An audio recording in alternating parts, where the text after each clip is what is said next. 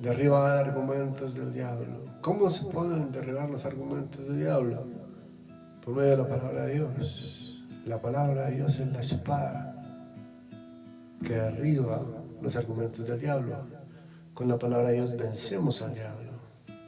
Pero para ello tenemos que conocer la palabra de Dios. Y para ello debemos entrenar la espada. ¿Cómo entrenar la espada? Por medio del nuevo pacto. ¿Cuál es el nuevo pacto?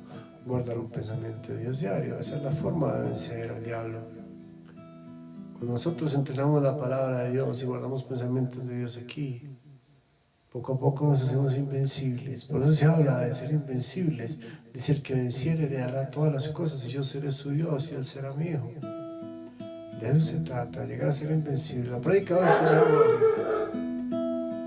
mi perro ladrando, la prédica se llama derribando argumentos del diablo. Y vamos a especificar en un argumento que el diablo siempre pone para que las personas nos llenen de Dios. Bueno, vamos a arrancar con una canción. La canción se llama Contigo. Y bueno, está en proceso. Con mucho amor.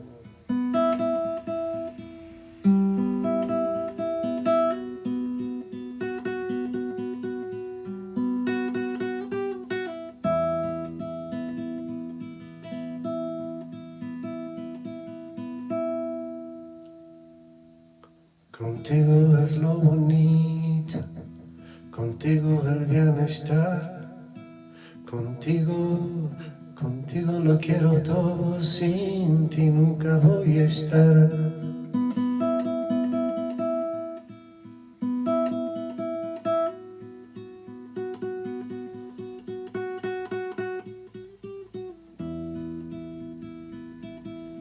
Ya viene Cristo, ya viene al gran león. Contigo lo haremos todo, contigo es la salvación.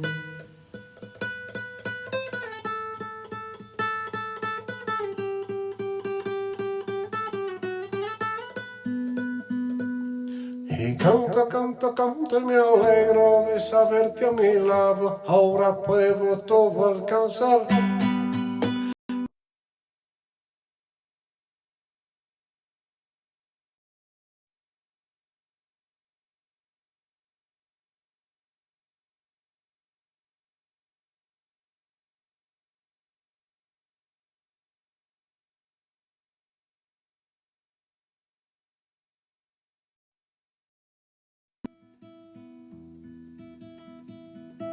Contigo grandes promesas, contigo es la libertad, contigo fuerte en tormentas, contigo fuerte en tormentas, contigo siempre ganar.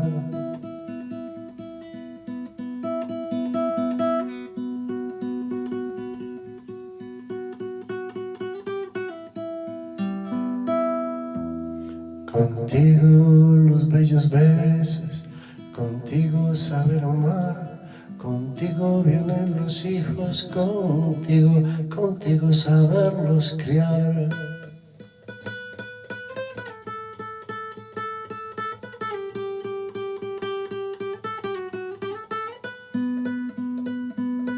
Y canto y me alegro de saberte a mi lado, ahora puedo todo lograr. Canto, me alegro de saberte conmigo, la gloria eterna alcanzar, la gloria eterna alcanzar, la gloria eterna alcanzar.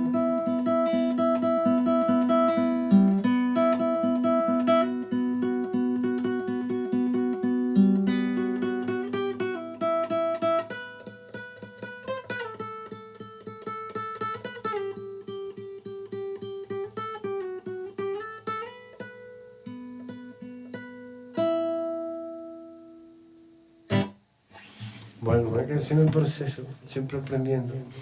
Bueno, vamos ahora sí a lo más importante. La prédica es importante porque vamos a ver cómo el diablo siempre está levantando argumentos para alejarnos de la verdad de Dios, para evitar que nos llenemos de Dios.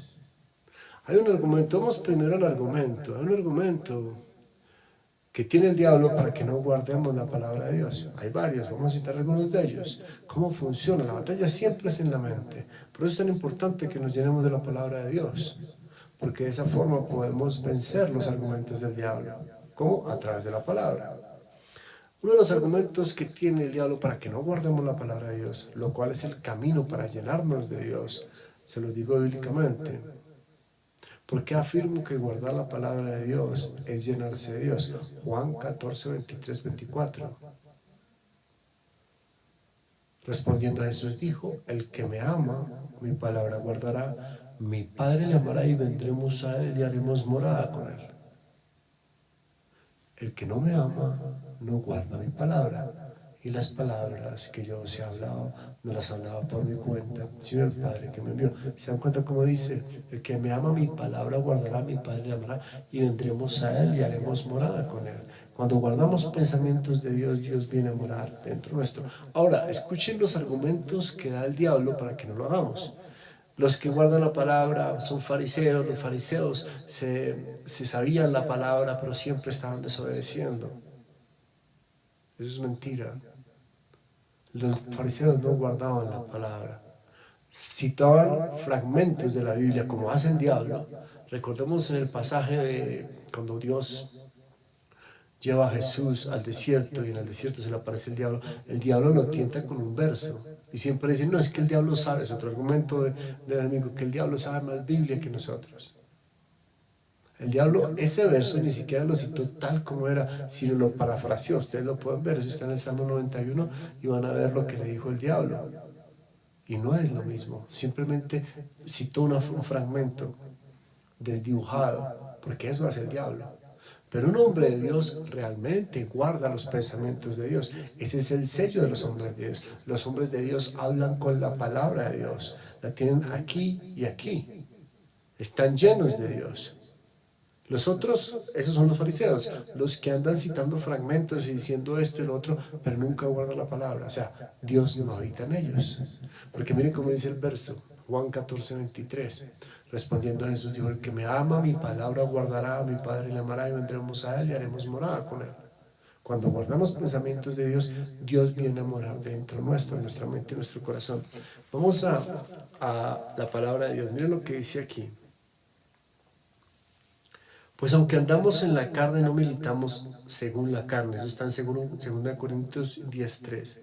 Pues aunque andamos en la carne, no militamos según la carne, porque las armas de nuestra milicia no son carnales, sino poderosas en Dios para la destrucción de fortalezas. Se dan cuenta que hablamos aquí de una milicia, estamos en batalla espiritual, y que nuestras armas no son físicas, sino espirituales. Nuestra arma es la palabra de Dios. Miren lo que dice, derribando argumentos y toda altivez que se levanta contra el conocimiento de Dios y llevando cautivo todo pensamiento a la obediencia de Cristo. Es lo que estamos haciendo en este preciso momento. Les estoy dando argumentos para guardar la palabra y derrumbando los argumentos que levanta el diablo. ¿Qué es eso? Que no se trata, es otro argumento, que no se trata de guardar la palabra, sino ponerla en práctica. Las dos cosas. Porque guardar bíblicamente significa aprender y poner en práctica. Pero primero, ya cuando lo estás aprendiendo, ya estás haciendo. Porque eso es un acto, acción. Tienes que abrir la Biblia, tomar un verso, subrayarlo y aprendértelo. Eso es acción. Pero si tú no haces acción, pues lejos estás de poder obedecerle a Dios o poder ser guiado por Dios. Lejos estás de que Dios habite en tu mente y tu corazón. Entonces son los argumentos que debemos derribar. ¿Por qué es tan importante esta prédica?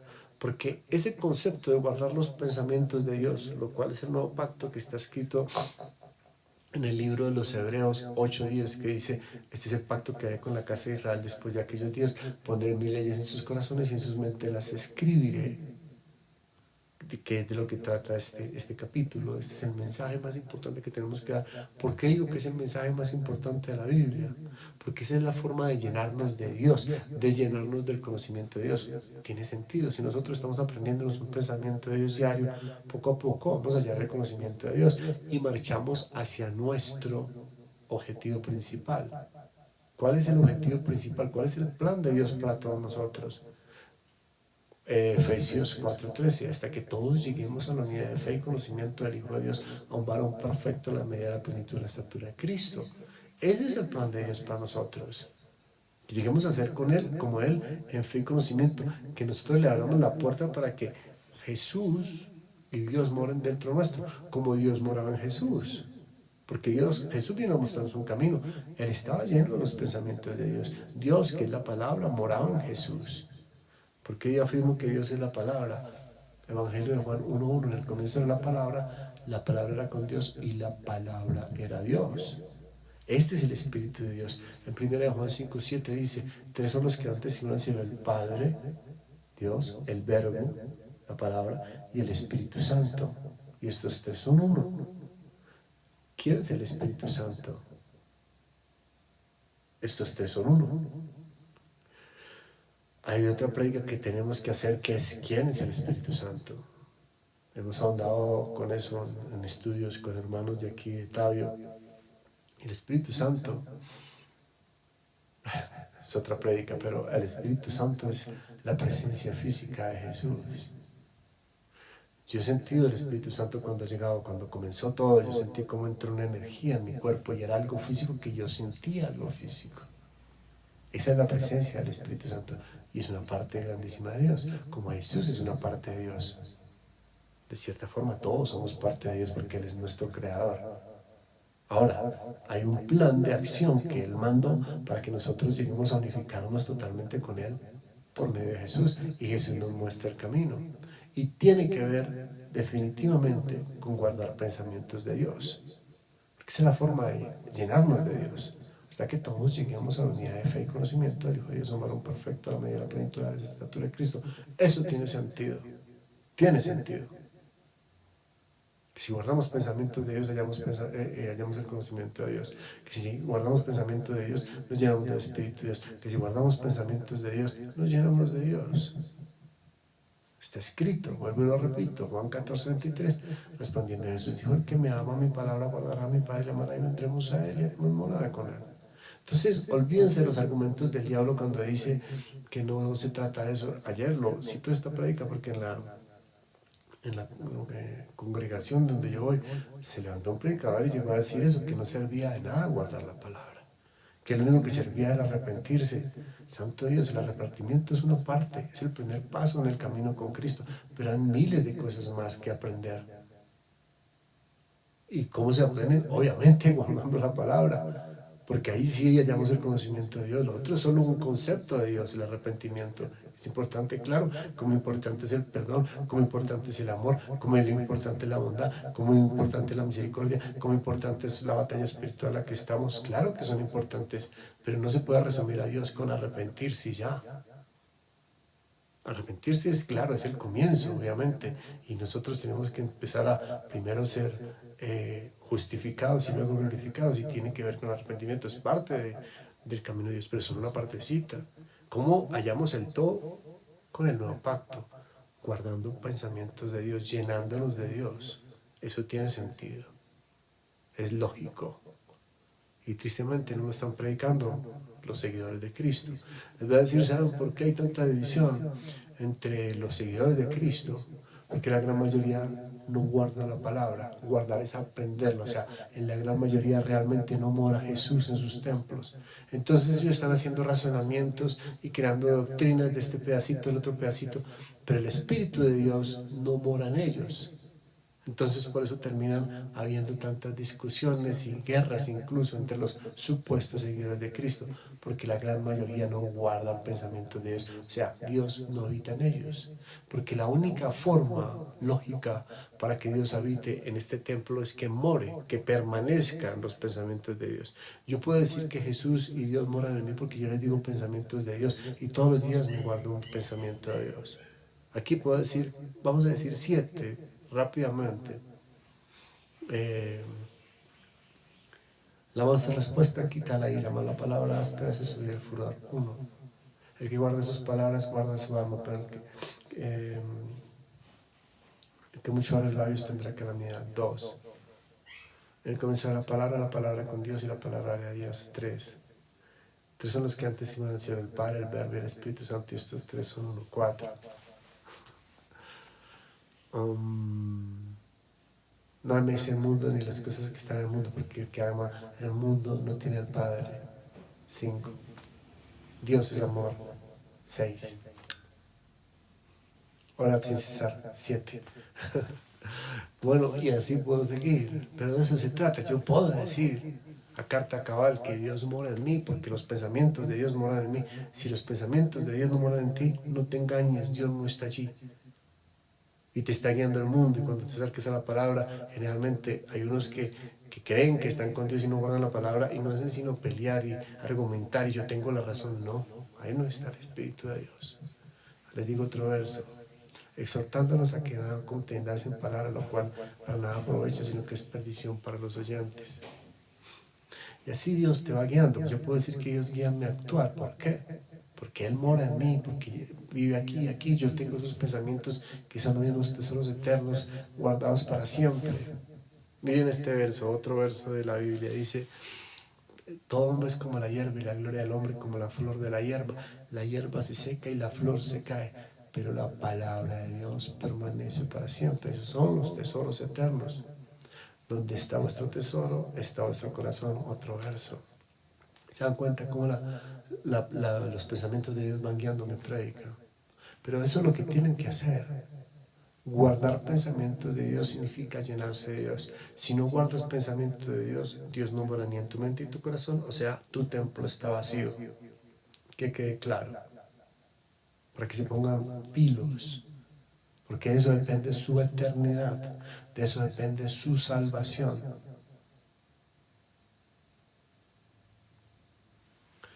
Otro verso, el que dice: yo le conozco y no guarda sus pensamientos, el tal es mentiroso y la verdad no está en él. Pero el que guarda su palabra, en este verdaderamente el amor de Dios se ha perfeccionado.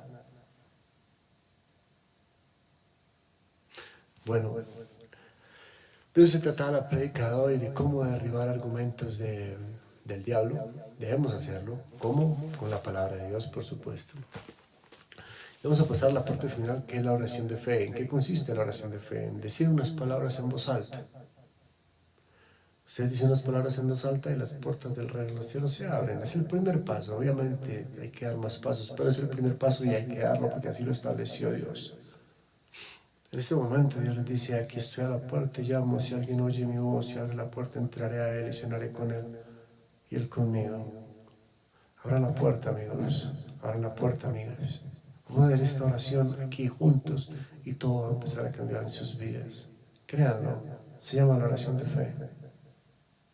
Está escrito en el libro de Romanos 10, 8, 10. Dice: más que dice que a ti está la palabra en tu boca y en tu corazón. Esta es la palabra de fe que predicamos, que si confesares con tu boca que Jesús es el Señor y creyeres en tu corazón que Dios la levantó entre los muertos, serás salvo. Repitan después de mí unas palabras y todo cambia. Repitan, ¿vale? Vamos a hacer una pequeña oración y ustedes repiten esas palabras cuando yo les diga y damos el primer paso. Las puertas de los cielos se abren. Padre amado, en el nombre de mi Señor Jesucristo, te doy gracias por permitirme servirte. Te amo con todo mi corazón, con toda mi mente, con toda mi alma y con todas mis fuerzas. Te doy gracias por las personas que hoy llegaron aquí. Toca sus corazones para que hagan esta oración de fe y comiencen el camino hacia la gloria eterna. Repitan después de mí en voz alta. Confieso con mis labios que Jesús es el Señor y creo en mi corazón que Dios lo levantó entre los muertos. Te pido, Dios, que perdones todos mis pecados, todas mis faltas, todas mis culpas y escribas mi nombre en el libro de la vida y no lo borres jamás. En Cristo Jesús oramos. Amén. Hay más gozo en el cielo por un pecador que se arrepiente que por 99 justos que no necesitan de arrepentimiento. Si hicieron esta oración, ha comenzado todo, van a empezar a tener sueños distintos, personas van a hablar de cosas que antes no nos hablaban, van a empezar a ver a Dios en todas partes. Alegría. Miren esta gran promesa: estando persuadidos del que comenzó la buena obra en vosotros, la perfeccionará para el día de Jesucristo.